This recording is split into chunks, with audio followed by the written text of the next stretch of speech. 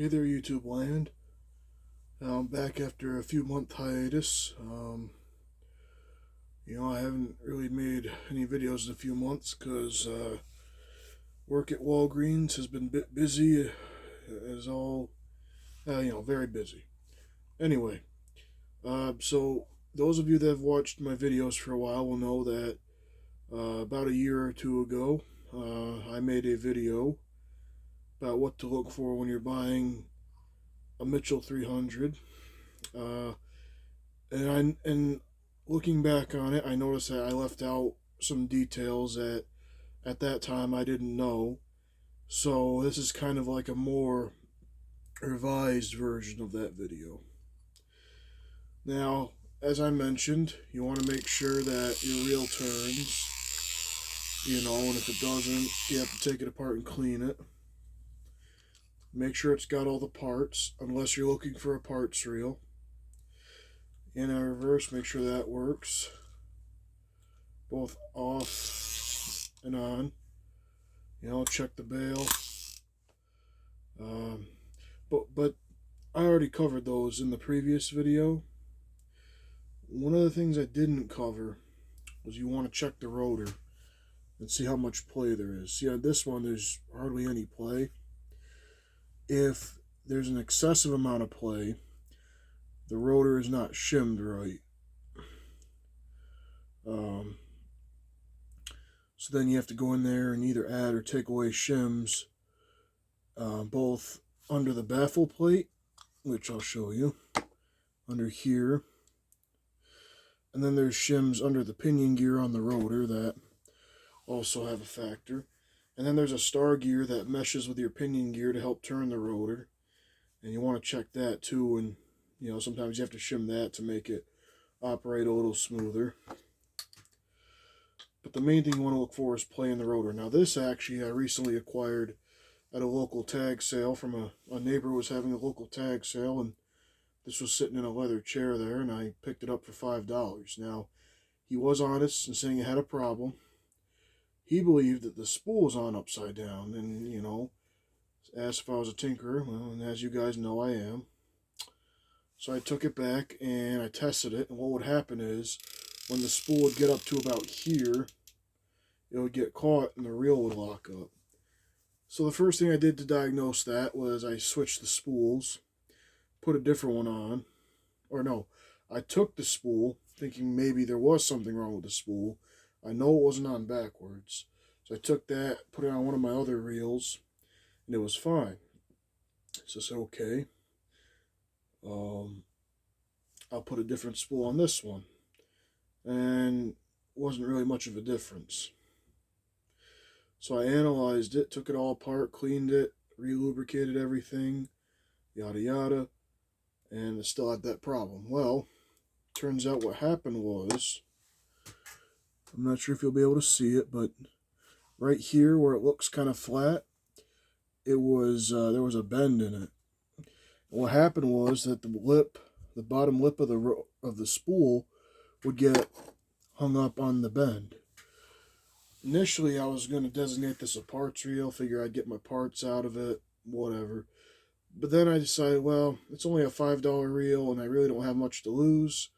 So I decided to I took my little ratchet here that I have, because I couldn't find my ball peen hammer, and I would hit where that bend was and kind of straighten it out. And then I used a little sandpaper to smooth out any rough spots. And now, as you can see, it goes up and down just fine. It no longer gets hung up, and the reel functions just fine. So for $5, I got a pretty good reel. This is a 1975 model.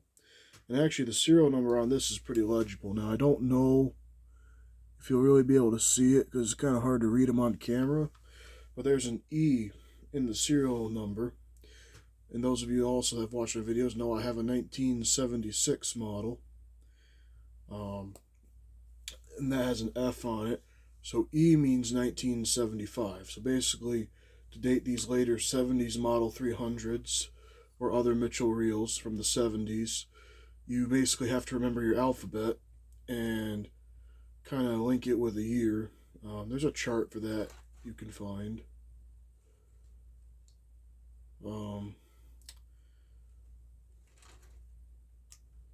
So anyway, there was a sound there. I was trying to see what it was. But yeah, like I said, check the rotor for play if it's an excessive amount. See, a little bit of play in the rotor is okay.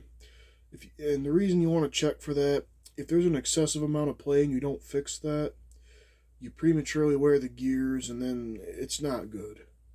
You know, thankfully this one that wasn't really a problem, but occasionally you do run into one. Now this one actually, another thing, the bail was bad. Now, it's not the first time I've encountered bails that wouldn't shut on these. It's not an uncommon problem. Most of the time, as I explained in that last video, you have a bent bail. But this one, it actually had a bad bail spring. And I'm just going to pause here so I can go grab it and maybe show you what happened and compare it to a good bail spring. So I'm going to be right back. Okay, I'm back. So I got this bail spring, and as you can see, that one end of it is bent and deformed.